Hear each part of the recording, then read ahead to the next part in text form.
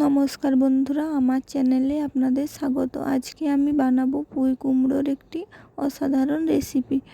তার মধ্যে আমি কেটে নিয়েছি আলু, কুমড়ো, পুঁই, ঢেঁড়স বা ভেন্ডি, পুঁই শাক নিয়ে নিয়েছি। আলাদা করে পুঁই শাকটা নিয়ে নিয়েছি। এবার আমি কড়া বসিয়ে দিলাম। কড়ার মধ্যে পরিমাণ মতো তেল দিয়ে দিয়েছি।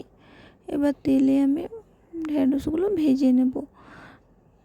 ঢেঁড়সগুলো ভালো করে লাল লাল করে ভেজে নেব। আর আমার রেসিপি যদি আপনাদের ভালো লাগে অবশ্যই একটি লাইক করে দেবেন। লাইক করে চ্যানেলটি সাবস্ক্রাইব করে দেবেন। এবার ঢেঁড়সটা আমার ভাজা হয়ে গেছে। এবার আমি নামিয়ে নেব।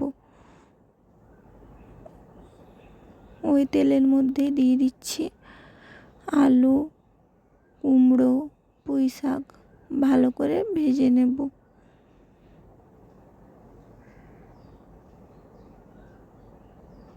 খুব অল্প তেলে আমি রান্নাটা করার চেষ্টা করেছি। দিয়ে দিলাম স্বাদ মতো লবণ, পরিমাণ মতো হলুদ। ভালো করে নেড়ে চেড়ে নিচ্ছি।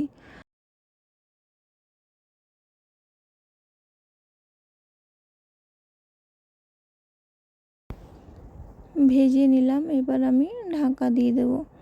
ঢাকা দিলে সবজির মধ্যে যে জলটি থাকে সেটি বের হয়, সবজিগুলো সিদ্ধও হয়। এবার আমি আবার খুলে নিলাম। খুলে আবারও নেড়ে নিচ্ছি।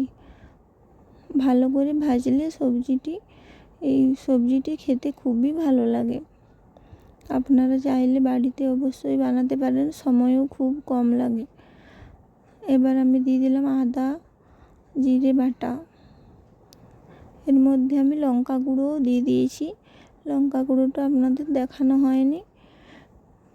স্বাদ মতো লঙ্কা আপনারাও দিয়ে দেবেন।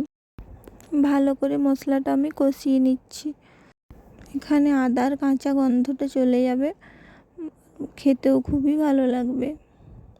এবার আমি দিয়ে দেব পরিমাণ মতো জল।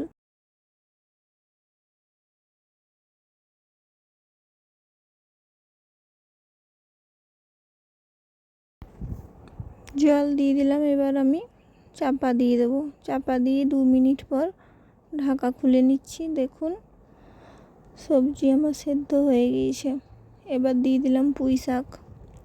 পুঁই শাক আমি অনেকটাই পরিমাণে দিয়েছি, কারণ পুঁই শাক খেতে আমার খুবই ভালো লাগে। আপনারা চাইলে আপনাদের ইচ্ছে মতো দিতে পারেন। পুঁই শাক খেতে আমার খুব ভালো লাগে, তাই আমি পুরো পুঁই শাকটি দিয়ে দিয়েছি। এবার ভালো করে নেড়ে চেড়ে আমি আবারও চাপা দিয়ে দেবো, কারণ পুঁই শাকটা সেদ্ধ হবে। পুঁই শাক থেকে অল্প জল বেরিয়ে আসবে। এবার আমি চাপা খুলে নিচ্ছি। দেখুন পুঁই শাক সেদ্ধ হয়ে গেছে। সেদ্ধ হওয়ার পর আমি দিয়ে দিলাম ভেজে রাখা ভেন্ডি। ভেজে রাখা ভেন্ডিগুলো দিয়ে আবারও নেড়ে চেড়ে নিচ্ছি। এবার আমি নামিয়ে নিয়েছি।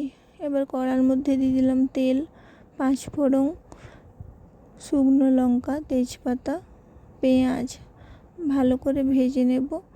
ভেজে এবার আমি এর মধ্যে দিয়ে দিলাম সবজিটা দেওয়ার পর যে জলটা আছে, জলটা আমি কড়ার মধ্যে মেরে নেব। নেড়ে চেড়ে রান্নাটি আমার হয়ে গিয়েছে। এবার আমি নামিয়ে নেব।